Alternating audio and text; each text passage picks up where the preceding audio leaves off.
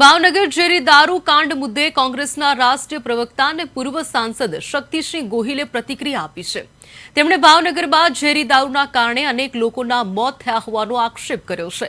કોંગ્રેસના દાવા મુજબ 250 બોટલ ઝેરી દારૂ વેચાયો હતો।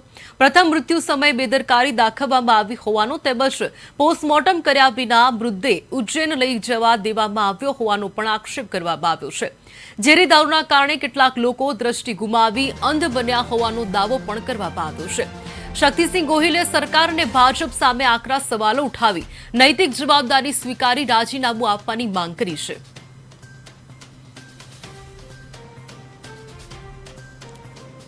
ઝેરીલો દારૂ ઇંગ્લિશ દારૂની બોટલમાં ડુપ્લિકેટ દારૂ ભરીને 250 બોટલ દારૂનું વિતરણ થયું। સરકારી આંકડા મુજબ 7 વ્યક્તિના મૃત્યુ થયા, પરંતુ મેં સ્થાનિક લોકો સાથે વાત કરી તો નામજોગ ત્યાંના સ્થાનિક પત્રકારો કહે છે કે 10 વ્યક્તિઓના મૃત્યુ થઈ ચૂક્યા છે।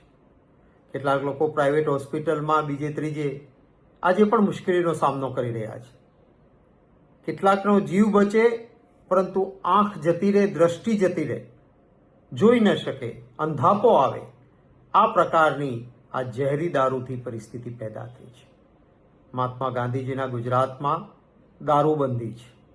ભારતીય જનતા પાર્ટી બુટલેગરો એટલે કે દારૂ વેચનારાઓ, કતલખાના ચલાવનારાઓ, જુગારના અડ્ડા ચલાવનારાઓ એવા ગુંડાઓને સીધો આશ્રય આપે છે અને આનું આ પરિણામ છે। ઝેરીલો દારૂ ઇંગ્લિશ દારૂની બોટલમાં